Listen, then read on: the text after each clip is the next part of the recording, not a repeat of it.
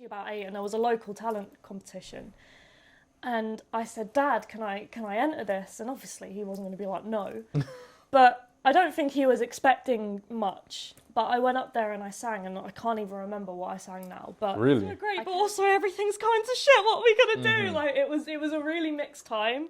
Because it was like, you know, we'd recorded and, you know, we were really proud of those 2 tracks. They were a step up of what we'd done before. And then obviously, I ended up getting on well. It's like, no, this is where we can all sort of meet in the middle, because we were all from very different musical backgrounds. But when we played Rebel Girl, it just worked. Wow. And so big. Yeah. That I just was unable to sing. And I was in so much pain, like so much. And like I had constant medical attention. I even ended up in an ambulance because I... Today on Upgrade Sounds, I spoke to Grace Kelly, the lead singer of Venus GRRRLS, a Riot Grrrl band from Leeds, and we discussed a number of things, including her upbringing, talking about, you know, the talent shows that she took part in as a child, in her big Irish family, in her own words, to her formative years, listening to bands like Fleetwood Mac, delving into even Oasis for a brief period, before diving into Riot Grrrl, which is something that stuck with Grace throughout her entire musical career.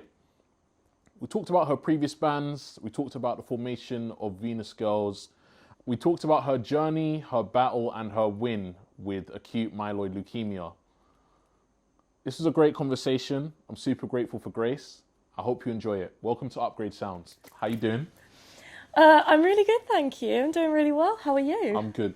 Thank you for being here. Oh, no, thank you for having me on. It's like a real honour to be here, so thank you. No, of course. I wanted to talk to a friend and someone that, you know, I highly respect in the music industry, and just hear your story in, like, the finest form, you know, actually get to sit down and speak to you, because you're, you know, you and the girls are artists that I really want to champion. But I want to start from the beginning. And the beginning to me is, what is your earliest memory when it comes to music? Oh, well, I had quite a sort of a big Irish upbringing, because my mum moved over from Limerick when she was when she was 18. And so naturally, me growing up, I spent a lot of time over in Ireland and stuff like that. And when we were in Ireland, I come from, you know, a line of singers. Like, my mum regularly sings, my nana was a singer, involved in a lot of, you know, local theatre and stuff like that. You know, my cousins are also singers. You know, there's a lot of music, but in particular vocalists sort of enriched within my family. And because of that, we used to do like little talent competitions, you know, as young as I can remember, like 3, 4, 5 years old. Within the family? Within the family, yeah. We'd all go over and we'd all huddle in the living room, and, you know, we'd make a fake stage, and you know, my mum and my aunts and everything would be the judges, and you know, me and all my cousins, we'd go up, and because, you know, Irish families are humongous. So there was about 800 of us, and, you know, we'd go and sing, and obviously, you know, at 4 and 5 years old, was I the greatest singer that has ever lived? No. But it's what spurred me on to want to do that, you know, the sort of act of it in its most basic form, you know, like, that to me was a stage, you know, at that point, you know, that was what I knew it to be. And I think that's what spurred me on to want to do it. Right. And I didn't really grow up within the genre that, you know, I now sort of reside in. Right. But I grew up on a lot of really strong sort of female singers, you know, like Christina Aguilera, Whitney Houston. Right. You know, I had a real phase with Leona Lewis. But, you know, for me, like, as a child, I was hearing these really, really sort of powerful women use their voices in such a, you know, a really sort of particular way that really spoke to me. Yeah. And that has absolutely influenced how I am now as a singer. They were my formative years, you know. So I would say doing those little talent competitions with my family and trying to just, you know, do the same things that those singers could do, you know. Okay. So what I'm getting from that is, you know, family clearly very important to you. Oh, 100%, you know. yeah. like being able to share that talent with, you know, your family, being able to grow up and do those talent competitions, was there a moment, or what was the moment where I guess somebody in the family turned around and was like, you can really do this, you know? And who was that person? Do you know, it was my dad. Really? Yeah, my dad's always been a huge, I mean, don't get me wrong, my whole family always have, but my dad has always pushed me and in a really healthy way and encouraged me to do this. And I got to the age of about 10. No, I was a bit younger, I was about 8. And we were on just a holiday, I can't even remember where, but there was a local, I was literally about 8, and there was a local talent competition. And I said, Dad, can I enter this? And obviously he wasn't going to be like, no. But I don't think he was expecting much. But I went up there and I sang, and I can't even remember what I sang now. But Really? I came off stage and he was like, Grace, you can sing. And I just did it. I was doing it, not because I thought I could sing, but because I just loved being on stage. Yeah. I used to think I wanted to go into theatre and drama and things like that, but it wasn't that. That's not what I was loving. It was the singing. That's what I was loving. And yeah, I got off stage and he said, you can sing. And I was like, really? And he was like, yeah. And I was like, oh, okay. And so I just sort of carried on and on and on. And, you know, then as I got into my teenage years, I sort of had my gateway bands and things like that. And, Can we talk about them? You know, how they started, those bands? Yeah, so I think my biggest gateway band was Fleetwood Mac. Right. They opened up doors to music I just had no idea existed. And it was actually a girl a few years above me in school that introduced me to Fleetwood Mac, because we'd always be in the music room, and she said, oh, I think you'd really like Stevie Nicks, you should listen to Fleetwood Mac. And I was like, oh, and you know, I was really young. I was 12, 13, and I didn't grow up on that music. So I was gonna ask you how old you were, because I feel like that secondary school age, where you're like, you know, you're 12, you're 13. Yeah. It's where you're really defined by the music that you're listening 100%, to, right? And 100%. you can tell so much about a person. So, sorry, I cut you off, Stevie. No, Nicks. yeah. So it's because I was really into Ava Cassidy at the time, and obviously Ava Cassidy was she did a cover of a famous Fleetwood Mac song, Songbird. So I was really into Ava Cassidy, and this girl said to me, oh, if you like Ava Cassidy, you'd really like Stevie Nicks, Fleetwood Mac. So off I went and I listened to Fleetwood Mac, and I just, like, the harmony, Stevie Nicks' voice, like her more than anything, her lyrics. Like Dreams is my favourite song of all time. Right. Like, that song has just been a constant in my life throughout so many different, you know, traumas and happy moments as well. Dreams has been there, you know, and when I listened to that, something just unlocked within me, and I was like, I need to do this. This is what I want to do. And I started watching live footage of Fleetwood Mac, and then I through that discovered Peter Green's Fleetwood Mac, and you know, and then I got really into blues off the back of that as well, and that put me onto, you know, Pink Floyd, that early Pink Floyd, you know, and things like it put me onto so much stuff, and I just went on a journey. And I did have an Oasis phase, I will be honest. I did have a pretty significant Oasis phase. But you know, talk to me about that. What was the one that hooked you? Do we have to talk about that? No. I'm more than happy to talk about that. No, like, listen. Am I huge on Oasis now? No. But I think they defined for me my sort of mid-teenage, so like 15, 16, and I think what I really loved about them was the passion they had for songwriting, and you know, their just unrelentless drive, you know. And for me, that it taught me to allow myself to dream, I think, and to allow myself to think big, you know. And that's what Oasis, I think, taught me. Yeah, I had, 2 years of constantly listening to Oasis, and then I sort of was leaving college and going to uni, and I was like, I'm sort of done with this now, because then I got into Riot Grrrl, and that put me on the direct path that I'm on now, because I obviously bar like Stevie Nicks and maybe Blondie, there was a lot of my taste was male dominated. And I sort of didn't realise that until I started having those experiences myself as a woman.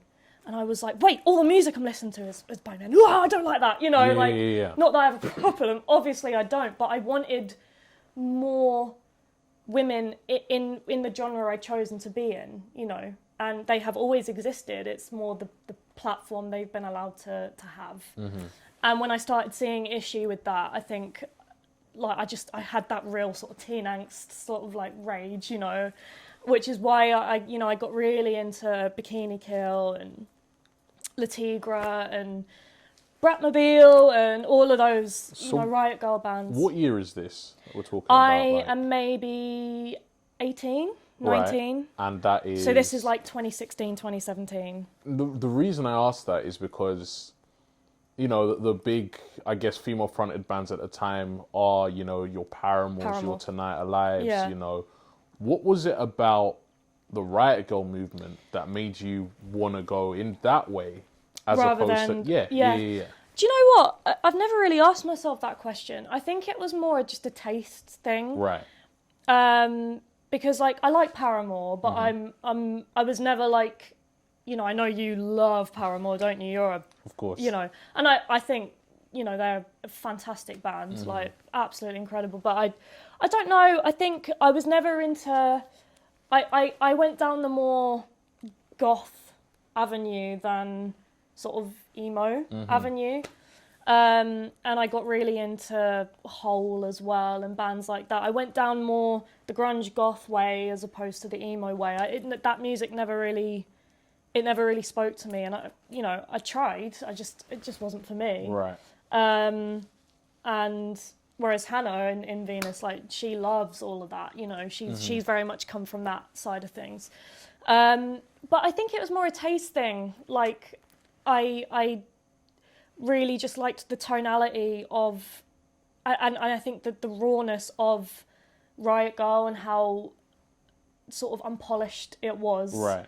And on sort of how it was just, it didn't care, you know? Yeah. And it was more about translating a feeling, you know, not that other music doesn't do that, but it was just so visceral, I think, for me to see Kathleen Hanna do her spoken word and listen to the words she was saying, listen to the experiences she was speaking about. And, you know, and I think I just hadn't found that anywhere else, at least, you know, personally. Right. So I think that's why I ended up going down that avenue. It was poetry shouted, you know, and that was just really like, I don't know, it did something to me. You have those moments, like, you know, as you go through your life on your musical journey, you hear a song or a band and you're like, oh, something's happened within me hearing that, you know. And hearing Bikini Kill for the first time, hearing Rebel Girl for the first time, that was one of those moments. I had it with, you know, with Dreams, and I had it with Rebel Girl, you know. And it was like those moments where, I just sort of, sounds cringy and cliche, but I could just tell that it had set me on a path, you know. Not at all.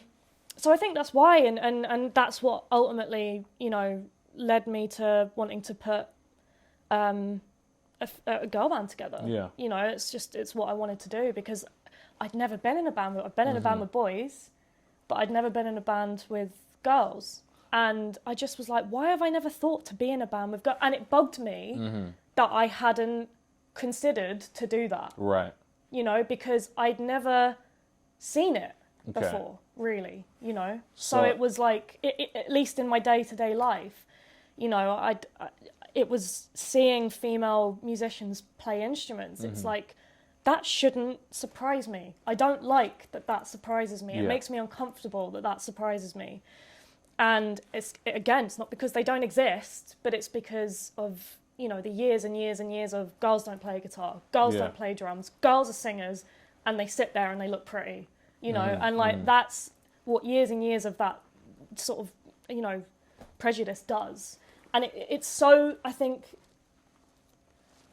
unsaid a lot of the time, and it is getting a lot better nowadays. But back when when I was and we'd have been teenagers and stuff, it wasn't quite as I think platformed as it is now.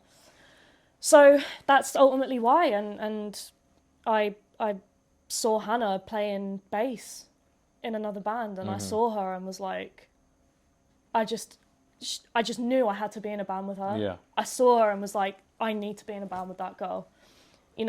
Everything she was doing, everything she was playing, and I don't know. Again, it was one of those moments. I felt like something had shot out of me to her.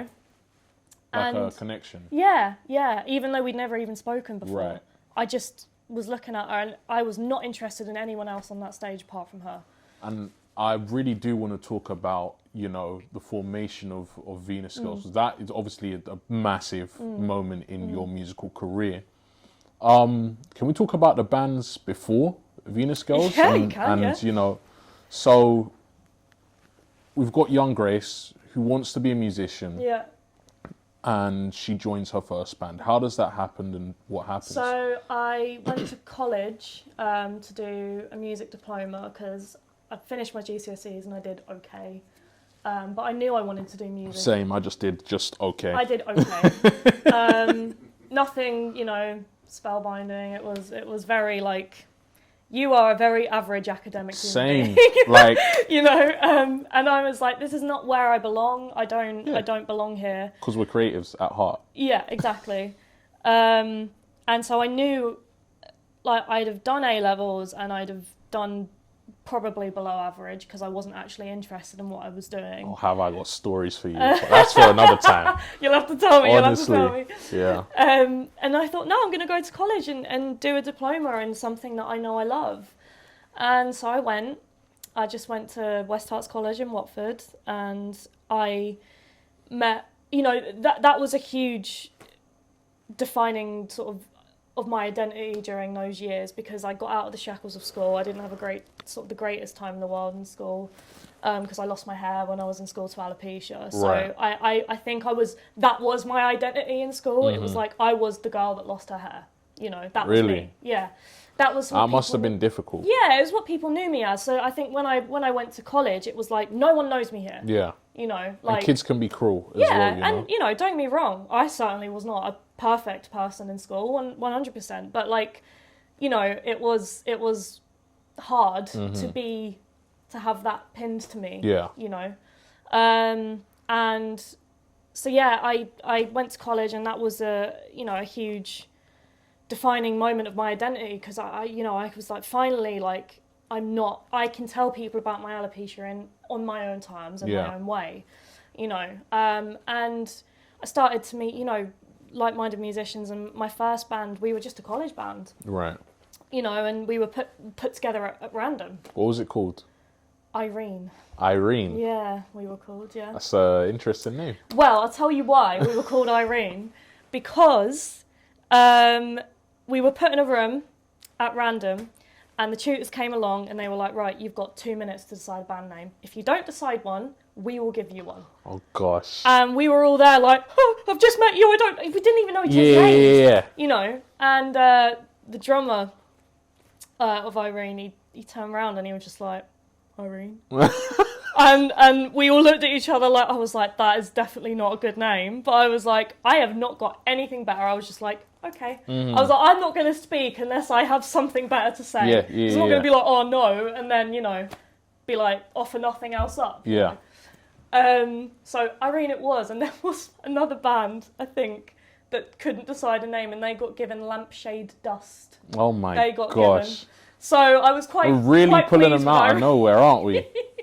Jeez. It's like, yeah, come on, everyone, wear lampshade dust. Like, not doesn't quite have the ring to it. Yeah. So yeah, like Irene was, in comparison to lampshade dust, felt a little bit better. So yeah, we gigged around locally a little bit, but it never sort of turned into anything. 'Cause, we all did our own thing. I went off to uni, and you know, just life, isn't it? Okay. But I was devastated when that band ended. I was, Really? you know, I was devastated. Because, yeah, it's like your first love, you know. Was it just like you grew apart, you finished college, that sort of thing? Yeah, and we did one last gig, I think, after I'd been at uni for a few months. Mm-hmm.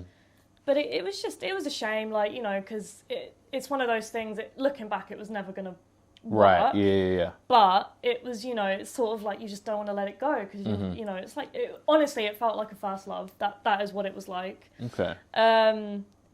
But yeah, it was sort of after that, I was, you know, I during first year of uni, I experimented with some other bands and just nothing really ever came together. And I was searching for that spark that I had within Irene, because obviously we had a spark with each other.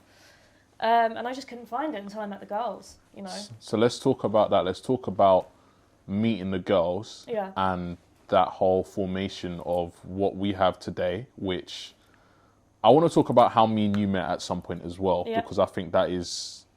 It's still crazy to me how we've ended up here. I know. I don't think either of us are supposed to be here, but we'll get onto that. We're somehow here. Yeah, you know? So yeah, Venus GRRRLS. So you go to university? Yes, and so we all met at university, and as I mentioned, I saw Hannah on stage playing with another band, and this is before I you know, mentioned anything about putting a band together, but I knew when I saw her, I somehow had to be in a band with her. But I hadn't really ever spoken to her before. She was sort of friends of friends. You know, even though we went to the same uni, but we weren't on the same course. So, you know, we didn't really ever cross paths apart from when we were drunk or something on a night out. And even then, we couldn't remember meeting each other, you know, it'd be that sort of thing. But anyway, I obviously had my, you know, moment with Riot Grrrl, and I was like, I need to be in a Riot Grrrl band. Yeah. So I put a post out, and I just said I'm looking for, you know, to put a girl band together inspired by Fleetwood Mac, Susie Sue, or Susie and the Banshees, and, you know, that Deep Valley, that sort of thing. And Gabby got back to me, the drummer. She got back to me saying, oh my God, I'd love to. And I lived with Grace, who plays synth, and I immediately was like, Grace, I want you to be, you know, in this band. And Jess, obviously, who's now left the band, but she, you know, she was the one of the original members. She actually went to the same college as me in Watford as well. No way. So we went to college together and ended up at uni together in Leeds as well. And someone tagged her in the post, and she got in contact. So I had Jess, Gabby, and Grace, and I was like, right, I just need to get Hannah. So I just was like, I was really nervous, but I was like, right, I just need to message Hannah. And I was just like, hi Hannah, blah, blah, blah. And, you know, I know we've not really spoken, but I'm Grace. I'm sure you've seen me around, blah, blah, blah. I'm putting together a girl band. I'd love for you to play bass. How do you feel? And she was like, no. Really? She said no. And I was okay, distraught. that wasn't the answer I was expecting. No, I was absolutely distraught because she was in another band at the time, and obviously, you know, they were gigging around locally and stuff. So she was like, "No, listen, I'm really sorry. I'm in another project and I need to prioritize it," sort of thing. And I was like, "Okay." I was like, "No worries." The hunt continued for a bassist, and we were looking around. And I just couldn't find anyone suitable. Like, I found a couple of, you know, bassists that I liked, but just stylistically weren't right. And I messaged Hannah again, and I was like, listen. I was like, just come to a rehearsal. Yeah. I was like, just come to a rehearsal and see how you feel. I was like, there's no strings attached. It's not deep. This is just a rehearsal. If you hate it, I will literally never ask you again. Yeah. Please, like, just come to rehearsal. You knew, didn't you? I knew I had to be in the band with her. Like, And listen, if she'd come to the rehearsal and been like, no, it's not for me, whatever, like, would have been fine. But I needed to just play with her at least, just to see what it was like. And we had the first rehearsal, and it was awful. Like, it was absolutely awful. And like we tried, just like to get at, like, tonally, or just it was a shit show. Like, it was just a complete shit show, because we got in a room together and like none of us knew each other. Like, I had seen Jess at college, but she was the year above me, so we'd never never really spoken. Mm-hmm. And I didn't know Gabby. I didn't know Hannah. I knew Grace. So Grace and I were the only two in the room that knew each other. That was it. We were a room full of strangers, essentially. Mm-hmm. And so that's why it was a complete shit show. Because looking back, I'm like, what was I thinking? Why didn't I just get them to line a cover? And then, that's... Yeah. But we ended up doing that in the end. We tried to write an original song straight off the bat. And Probably not the best idea. No, it just didn't work. But then, how long did you leave it before you wrote an original song after that? So we tried 1 or 2 rehearsals, and Hannah, although it was a shit show, Hannah said, it was nice to play with new people. I'd actually like to do that again. Yeah. So we got 1 or 2 rehearsals in, and then eventually I was like, right, this isn't working. I was like, why are we trying to write original music when we don't know each other? I was like, let's learn a cover. And I was like, how about Rebel Girl? It's 3 chords. Super easy. Yeah. And we literally didn't even go away and learn it. We just listened to it and, copied it throughout the rehearsal. And something just happened. It was like, we were all sort of like, we sound kind of good. Yeah. We sound all right. Mm-hmm. And it was like, suddenly there was a tone there for what we were trying to achieve. It was like, no, this is where we can all sort of meet in the middle, because we were all from very different musical backgrounds. But when we played Rebel Girl, it just worked. Wow. And we posted like a 20-second video of it on Instagram, which I think is still there, archived, but it still exists. Right. And we just got offered a gig, and we were like, we have nothing. We have nothing. And we had accepted this gig, and it was 2 months from the date we were offered. Mm-hmm. And I was like, we need to write a set in 2 months. We need to write 6 songs in 2 months. And we did it. Yeah. We wrote 6 songs, yeah. And it just worked. It just happened. Clicked. It was like doing Rebel Girl. Mm-hmm. It just set the trajectory. And we wrote them all, and it was just, we were off. Because I've got to say, what I admire, I think, the most about Venus GRRRLS is, some bands, like, it's a 9 to 5 to them, you know, like they're colleagues with their bandmates. But you lot actually seem like you all love each other. I wouldn't say you're friends. I'd say you guys love each other. They are my sisters. Yeah. Like, they are, yeah. Mm-hmm. And, it's, I think Venus needs that to exist. Right. I couldn't be in a band where I'm not emotionally linked with my counterparts. You think that's important? I think, for me anyway, yeah, and I think for the rest of the girls it is. Like, I know it works for some people, as you said, like a colleague 9 to 5 thing. Mm-hmm. But for me, it's like I'm very much wear my heart on my sleeve, and I like to think I can be vulnerable with, I wouldn't feel like I could be vulnerable if they were just my colleagues. And it's like, to write music, especially about the topics that we write about, I feel like you need that bond. Mm-hmm. You need that sort of mutual understanding, especially as women. Yeah. And what were those? Do you remember that set list from that first gig? I do. There was 2 covers. We did Rebel Girl, obviously, and we did a song called Smile More by Deep Valley. Right. And we wrote 4 other songs. There was Deranged didn't exist yet. It was Sour. It was a song called Venus that we called Venus because we couldn't think of a name for it. There was a song called Feel Bad For Me, which is a terrible name. And a song called White Lies. Mm-hmm. Very, very, very raw, Riot Grrrl-y sort of sounding songs. But yeah, and we did 6 songs. We did Smile More, Rebel Girl, White Lies, Sour, Venus, and Feel Bad For Me. Right. Yeah. Wow. Yeah. And then, I guess it was off to the races with Venus GRRRLS. It was, because then shortly after we wrote Deranged, which was our first ever single. Yeah. But we didn't release anything for a year. We gigged for a year.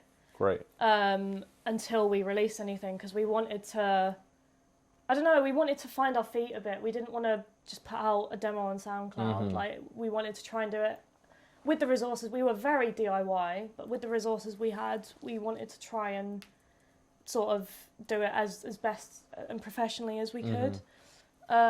And for our first single, Deranged, we did a single launch show at Hyde Park Book Club in Leeds, and we sold it out, and we couldn't believe it. There we go. And it was, to this day, one of my favourite gigs ever. It was just so good, yeah. So I need to see Venus GRRRLS in Leeds, because I told you about my Leeds experience, didn't I? You did, Yeah. I went to Live at Leeds, and I got to say, like, Live at Leeds itself as a festival was great, but I wasn't impressed with Leeds as a city. Were you not? No. Oh my God, I can't believe you're saying that to me. I know, like... I'm leaving now, I'm sorry, I'm going. I'm sorry, it was just... I don't know what it was. Maybe it was just... It was a bit colder than it is in, like, London that day. And it will be colder in the north. Of course, yeah. Be colder in the north. And then, yeah, but... You know, Live at Leeds, I guess that's a no-brainer for you guys coming back at some point. Well, we were supposed to play it this year, and then we all got COVID. Oh, yes. Yes, that was the case, wasn't it? We all got COVID, and so, sadly, we had to put... Because it was just... Yeah, we were just completely lurgified, and it just didn't feel right to go into a packed room and give everyone COVID. It just didn't feel right. So we made the decision to, you know... Because it's not even like we were at a Porto, you know, so it would have been, you know, we'd have been on top of everyone. That venue is weird. Dude. Oh, I love, nah, again, do not. I will not be here for it. The problem with the venue, right, like, you go in, it looks like a bar, and you bust a corner, and you just can't move because there's just like a tsunami of people. It's a small venue, Man. It's like, a small venue. It's one of those ones. Nah. I mean, I guess the ambition for Venus GRRRLS, at least in my eyes, is for you guys to play bigger rooms than that. And, you know, I can see that happening. Everything you've been through as a band and come out the other side is almost like phenomenal. So the fact that you've been able to keep together, it's fantastic. We've enjoyed a fair bit. I mean, obviously when COVID hit, that was like, you know, for every band in the industry, it was like, oh my God, like the one thing that bands do is play live. Obviously bands write, record, release, but playing live is, I think, at the core of most sort of, you know, guitar music. And it was like, you just never considered that you wouldn't do that, you know? So when that happened, it was like really, I don't know, it was unsettling. And it was like, what are we going to do? And you know, we were in for a really good year in 2020. We had a lot of really good things booked and sorted, and we just supported All Time Low. And, you know, things were looking really good for us. And then our year was obviously, just like every other band, our year was wiped clean. And obviously then we got into the studio when it was, you know, safe and legal to do so, and we recorded Goth Girl. And that, again, it sort of changed the trajectory we were on, because it was like that, I think, it was a step away from the Riot Grrrl-esque sort of sonic signature and more of a melodic and I think synthy direction. So, you know, in a way, I'm sort of glad things panned out the way they did, because, you know, that set us sonically on a better path, I think. I mean, I'm sure some people disagree with me. I'm sure a lot of people prefer the shouty, angry stuff. You know, I love that stuff. But I don't think I'm the right singer for it. I think you know, I've got more melody in my voice. I think you've got a great voice, and it would be a shame not to use it in, you know, in the way you're using it now. And I think that's so great, because I think it was around this time where you guys followed me on Instagram, and that's how, like, you followed me on Instagram. I went on Spotify, I immediately searched up Venus GRRRLS, and I was like, yeah, this is a bit of me, you know? And it was just from that. I can't remember what the first track I played for you guys was. It would have been Violet State. Yeah, Violet State of Mind, and then Aries. Yes. Aries was... Which you played around when I was getting diagnosed. Really? With acute myeloid leukemia, That was, You were playing that, and we were like, oh, this is so great, but also everything's going to shit. What are we going to do? Like, it was a really mixed time, because it was like, you know, we'd recorded and, you know, we were really proud of those two tracks. They were a step up of what we'd done before. And then obviously, I ended up getting on well.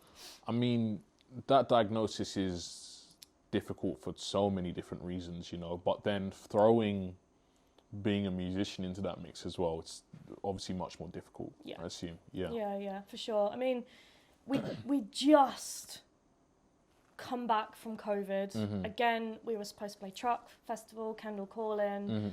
We had so much going on, again, that we planned out for the year, and then obviously, like, it just evaporated. Yeah. Because I started to get really bad sore throats all the time, and we were having to pull show after show because I just couldn't sing. My tonsils had swollen up so big that I just was unable to sing.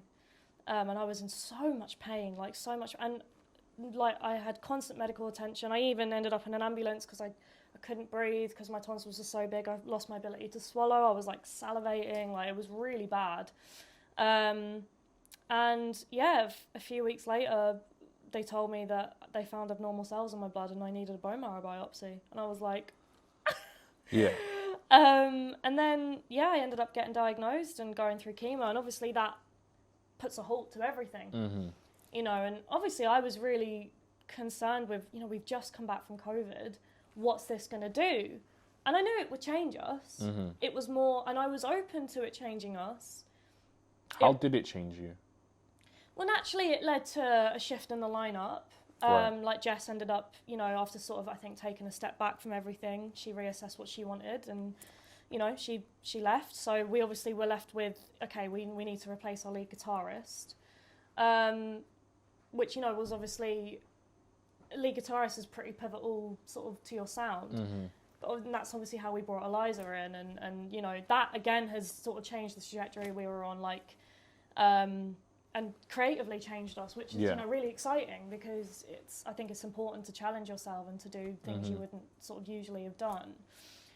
But I think sort of on a more like, you know, sort of health way, obviously it changed me as a person hugely. You know, facing your own mortality at 24 is just like, you can't, it's just impossible to explain. And, you know, it's, I mean, God, even hard to imagine. And, you know, in a way it was reaffirming to me because like I knew I had to do this even more. I was like, I cannot die because I still feel like I have so much I need to give and I need to say, you know, and it's like I was just, you know, pure having a crisis, like why has everything amounted to this?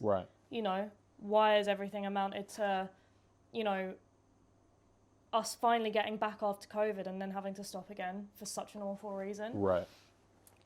And yeah, it just changes you, the way you look at life, the way you look at things. But it, again, though, it reaffirmed that I did still want to do this. I wanted it more, you know, and I thought I wanted it the most I could possibly want it. But then doing this and, you know, laying in a hospital bed, watching life just like continue whilst you are there, unable to get out of bed, needing assistance to do everything, you know, on a cocktail of medication, not eating, you know, it's just like a horrendous situation. And then to watch everyone carry on is one of the most lonely experiences you can ever live.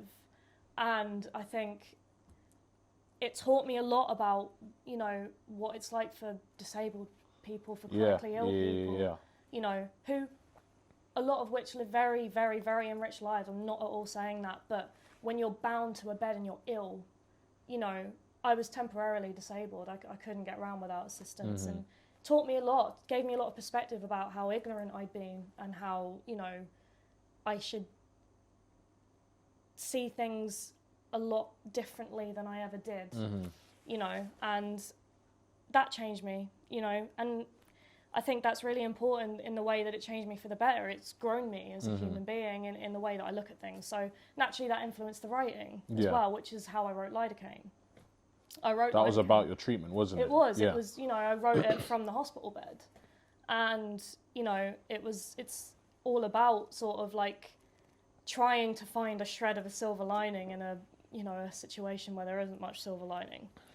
But, you know, I started to try and change my perspective on things, like looking at my achievements that day. Instead of focusing on all the things I missed out on, it was more focusing on the things I actually managed to do that day. If I don't know, got out of bed, that was an achievement. And that's how I wrote from the positive perspective of lidocaine, you know. And I think it's important to say, now that we've had that, you know, very poignant conversation, you are in remission now. I am in remission. I'm 100% fine, Yeah. And, you know, the future's looking so bright for you guys, isn't it? 100%, yeah. And that's, I'm really lucky. I'm really, really lucky. And I feel very grateful to have got a second shot, and I want to throw myself into it, you know, and all of us do. We want to throw ourselves at it, you know. I think you threw yourself into it, obviously, your first show back, which was Upgrade London. It was, yeah. What was that like for you, that moment? Because I remember being with you that day, and it was a great day. It was. I had so much fun. I hope you guys did as well. well. Oh, we had a great day. We loved it. What was that like for you? You know, I remember your parents being there. Yeah. And it was a really special day and a special night, to be honest, because first gig back after the worst year of my life. Really important for the band. You know, we were all really nervous, obviously, because, you know, it was like fear of, oh God, are we going to be as good as we were? And it's like, no, like, we are better than we were. Sure, we were nervous, but, you know, it's like we haven't come through all of this for nothing. And there was something really special in the room, I think, that day, because of, you know, I felt really proud of all of us who had fought so hard to be there. And here we were playing, you know, like a full London show, and it was amazing. Like, it was just so fun. It was so good. And I was just, again, reaffirmed on stage, like, oh, this is what I'm supposed to do. And I'm in the right place. I am in the place I'm supposed to be. All because of you. You facilitated it. Not even me. I was just happy to have you guys there and to play and to be a part of your return, because you're a band that I'd seen, like I'd heard, I needed to see you, you know? So yeah, we had Upgrades, and, you know, like I said, it really was a fantastic night. It felt right, it felt good. Since then, you know, you've released 3 tracks, Lidocaine, Hex, and Liar Liar, you know. You're back in the studio. We were indeed. And what does this next chapter of Venus GRRRLS look like, you know? I think, obviously, as an artist, you're always looking to step up from the last release, you know. Everyone wants to go further and further. But I think it's really honing in on where we sit, sort of, within the genre. Because, yeah, obviously, you know, we're coming from a pretty sort of staunch female perspective. But it's like we want to sort of broaden the horizons of what we're writing about, and, you know, the topics we write about are often very, you know, intense, you know, cancer, harassment, you know, it's all very poignant, important topics. But we also wanted to sort of maybe remember to have fun as well, because ultimately that's why we do this, because we love it. We have so much fun together when we play music, when we write it, you know. So we wanted one of the tracks to be a bit more lighthearted and a bit more just like, yeah, this is actually a happy song. And, you know, we've got so much to be happy for. I have so much to be grateful for. I'm so lucky to be sat here alive, you know, and I've seen people that haven't made it like that, you know, and so I was like, my God, I need to stop writing all the time about how hard things have been and sometimes write things that I'm very happy about. And so I suppose that's difficult, though, considering the amount of stuff you had on your plate at the time. Absolutely. And those songs got me through that 100%. Like, writing Lidocaine was hugely cathartic for me, but I think don't want to, again, in the way that in school I was the girl with alopecia, I don't want to be the girl with cancer either, you know, or the girl that had cancer, because I'm in remission now. You know, I don't want that to be my defining trait. Of course. You know, which is why we addressed it with Lidocaine, but we were like, that's there now. And of course there are going to be some songs, I'm inherently biased, there are going to be some songs that, you know, my cancer experience is going to bleed into. Of course it will. It's part of me, you know, but it's not my identity. So yeah, we wanted to do something a little bit more lighthearted. So we wrote a song about having a crush, you know, and about, you know, meeting someone that you really love, and well, meeting someone and you're thinking, I could definitely maybe fall in love with that person one day, you know. So it's, you know, we wanted to do something a little bit more just fun, energetic, and so that's sort of to come. Yeah. But then in typical Venus fashion, the other one is a little bit heavier. Yeah? A little bit heavier tonally, sort of thematically, and, you know, sonically as well. It's our heaviest song to date, possibly. Wow. So yeah, like, we really wanted to hone in on where we sat sonically, and we've really lent into some 80s goth and grunge influences. So we're sort of trying to do this thing where we combine a lot of Killing Joke-esque stuff with, like, Nirvana. Amazing. So we're sort of trying to do that sort of thing and see how it goes. We will find out. Stay tuned. I cannot wait to hear. Yeah. And just to wrap up, you know, I really think you are on that upward trajectory. So are there any personal goals that you and the rest of the girls have that hopefully we can come back to in a few years' time, you know, and scroll to the end of this podcast and see, If yeah, we made it. Not if you have, when you have. We manifest, we claim. We manifest. Yeah, I mean, in terms of, like, boring goals, like, myself and the girls, we've always maintained we just want to make a living wage from music. Sure.